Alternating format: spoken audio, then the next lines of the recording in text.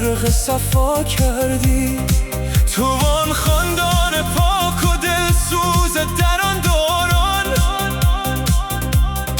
ز نو ساختید این ویرانه را از ریشه تا به نیان.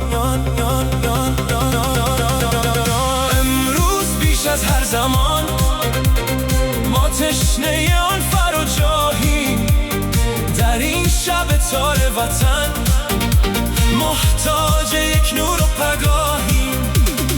از خاندان شما ماند این وطن آباد و شاد. نام شما سازندگان هرگز نگردد خدش دار.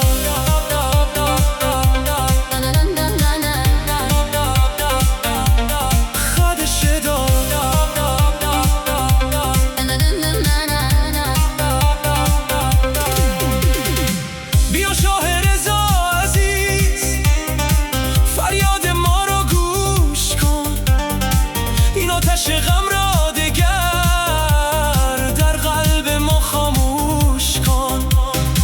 دوباره صبح را بیاور به کوچه های خستمان، به خانه های نیمه جان، به خاک دل شکستمان. امروز بیش از هر زمان ما تشنه آن فر و جاهیم. در این شب تار وطن محتاج یک نور و پگاهیم.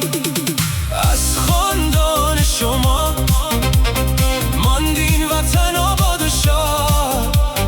نام شما سازندگان هرگز نگردد خدش دار.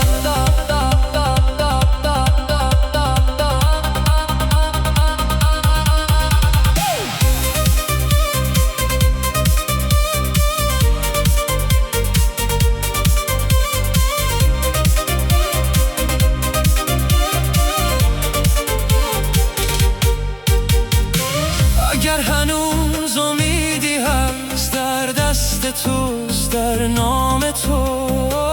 اگر وطن دوباره خواست رسیده باز از گام تو. بیا که خستگی شکست، بیا که بغض ما شکست. صدای ما یکی شده برای فردای زنده.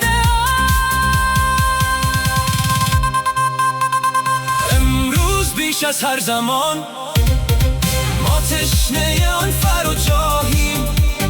در این شب تار وطن محتاج یک نور و پگاهیم.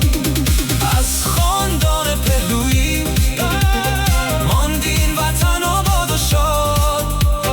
نام شما سازندگان هرگز نگردد خدش دار.